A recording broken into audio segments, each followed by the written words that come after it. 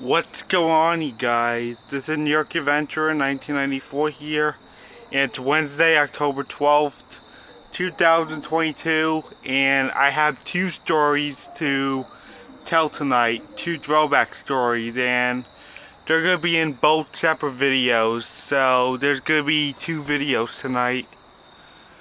And the two stories I want to go over is when I went to the 2014 Comic-Con in New York City at the Javits Center.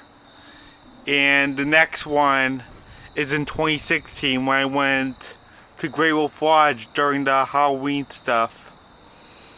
So, I'm going in specific order here. So, I'm going to go with 2014 first. And then in the next video, I'm going to mention the Great Wolf Lodge thing because I think the Comic-Con one is much more important. So, the date sets back to 8 years ago today, on Sunday, October 12th, 2014. And yeah, we went to Comic-Con like 11 days after my grandfather passed away, so we were still having it hard back then. It was hard times back then. I mean, I know in the photo you see us with Tom Kenny, like, we're all happy, but we were still going through stuff. Yeah, we were all still saddened by that. It was really hard for us to recover back then.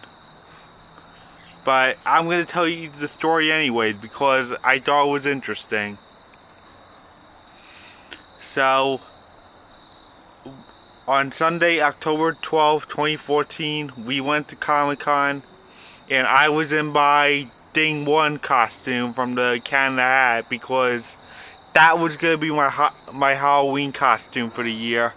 I got from a nearby Spirit Halloween from my house, and it turns out that was my costume because we were having trouble figuring out what I wanted to be for Halloween that year.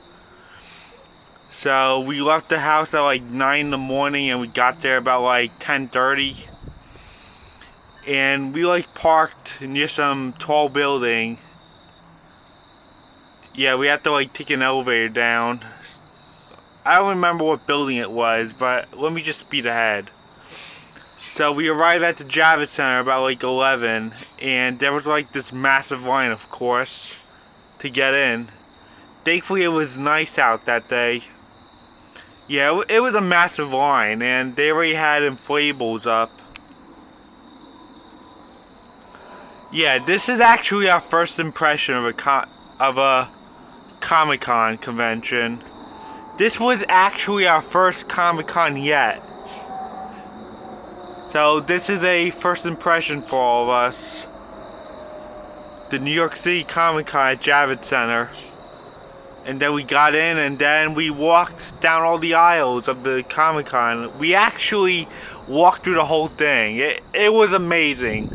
The New York City Comic-Con is unbelievable. And it's unbelievably massive. It's massive enough for New York City. Yeah, the Javits Center is pretty massive. Yeah, we walked down all the aisles and everything looked interesting. They had a lot of stuff. They had a lot of superheroes. They had Skylanders. Almost everything. And a lot of stuff from comic book stores. I mean, there was just a lot of stuff you could get there. We even met up with one of my cousins there too. He was like in the Skylanders thing, playing a game. He was like right by the Skylanders section. And we said hi to each other, and then we continued walking. Yeah, there was a lot in that Comic-Con. New York City has a lot in that Comic-Con. I think it just passed like last week. Or this past weekend.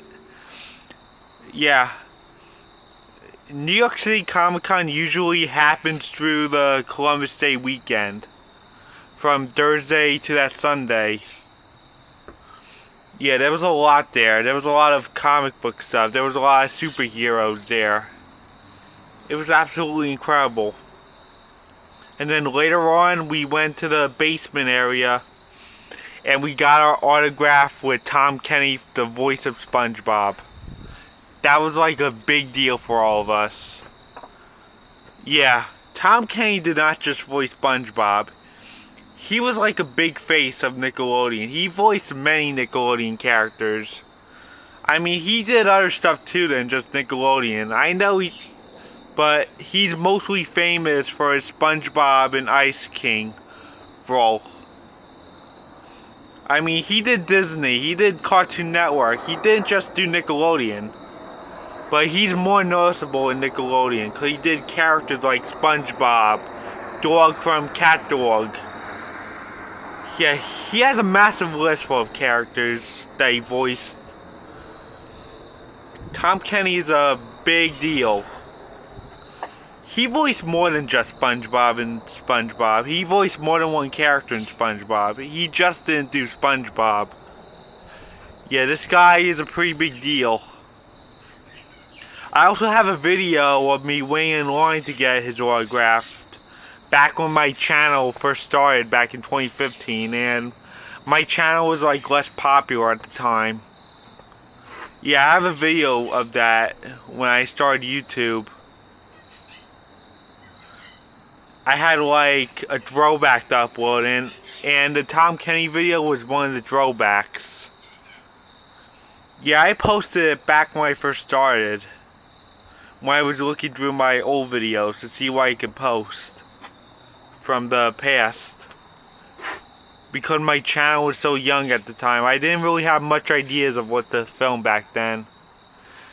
This all happened back when I was in 8th grade. I started YouTube in 8th grade. I went to my first Comic-Con in 8th grade. Yeah, so we got our autograph with Tom Kenny, and we still have that autograph with SpongeBob on it. We still have it somewhere. And we got it signed. Yeah, seeing Tom Kenny was unbelievable. He's a really nice guy. Totally honest with you. He's really nice when you get to know him. Yeah, we really love his work, especially with voicing SpongeBob. We stayed there for a good amount of hours. We got there about like 11 and we like stayed till 5 in the afternoon. So, yeah.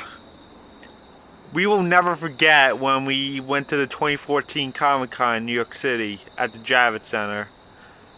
That was such a big deal. And that was our first impression of a convention too. So stay tuned for story 2. I'm sorry this one ran a little short, but there was not much to say on that one. So, bye.